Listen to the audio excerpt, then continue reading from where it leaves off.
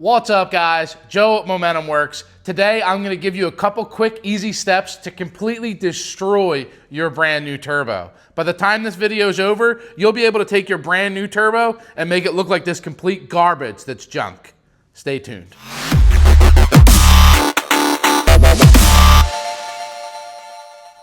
This is obviously satire. I want to see you actually not destroy your turbo. So realistically, all of these things are the opposite of what you want to do. We're going to talk about the things that common pitfalls that people fall into that destroy their turbos. Let's start with number one.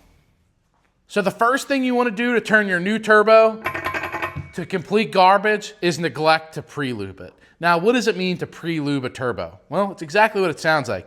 You want to pre-lubricate the bearings inside of your turbocharger.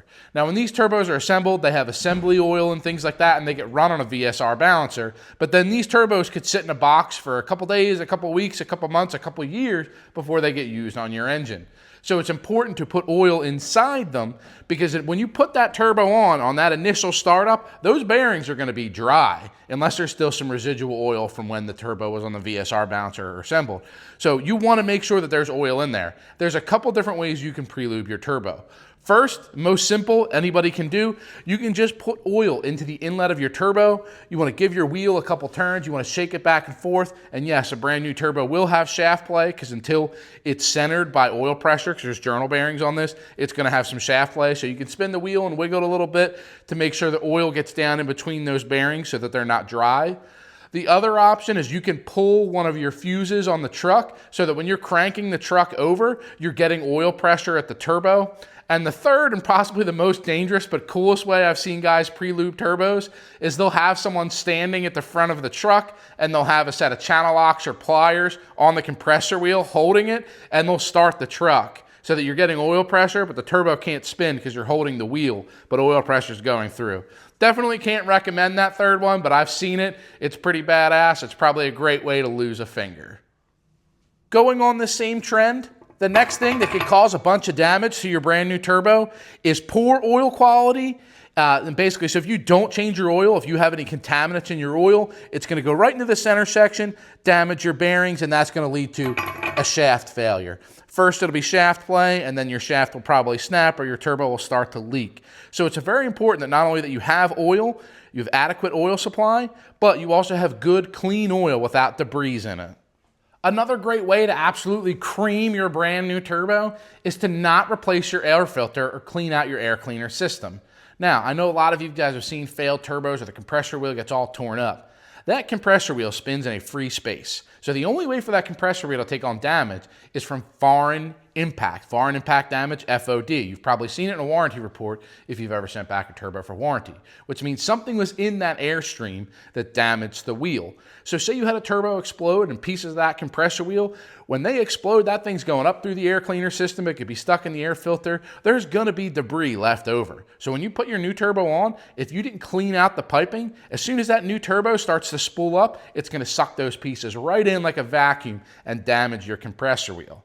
Same thing can happen by running a dirty air filter. If you've got a dirty air filter or just an insufficient air filter and pieces of that filter come off or debris come through that filter, that's going to get sucked right into front of your turbo, hit your compressor wheel, and it's going to take damage. These compressor wheels are not meant to see any sort of foreign impact damage. So if anything comes through that, there's a good chance it's going to wipe out your wheel. And if it doesn't wipe out your wheel, even if it just puts a nick or something in it, the turbo is going to be out of balance and it's going to shake itself apart.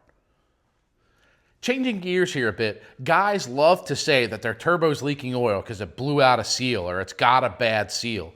And it's always kind of comical for me to hear that because guys might think that there's like some sort of rubber or neoprene seal. The only thing that's in these things are piston rings. And the piston rings are on each end of the shaft.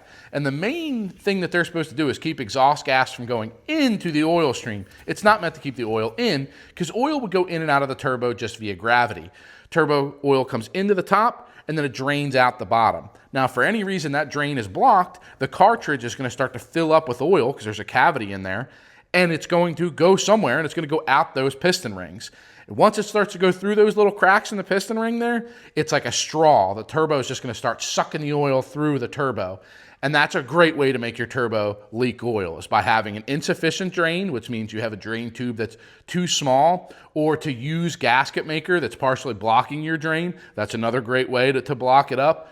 Or having your turbo mounted at such an angle that the turbo can't properly drain, also another great way to make the turbo leak oil. So the best way to not do that is to have an adequate drain. A drain pipe is always better than a drain hose, but as long as you're using a drain hose that's sufficient. So if you're using a -6 AN feed line, you should probably have double that on the drain, maybe a -12.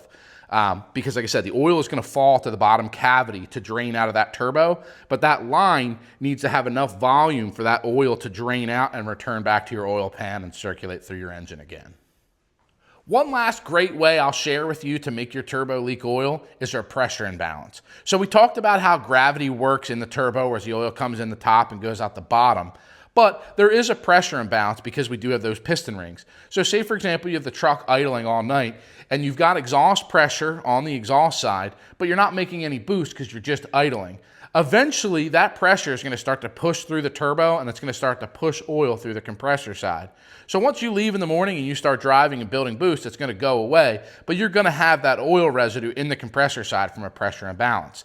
You're not going to see this all the time. It usually happens on bigger turbos and higher horsepower applications, but it is something that happens and it is something you should be vigilant of. All right, guys, so this was just a few of my own favorite ways to ruin a brand new turbo. There are countless other ways that you can ruin your brand new turbo. And obviously, this is not what we want you to do. We're kind of just giving you the information on things to look out for so you don't ruin your new turbo.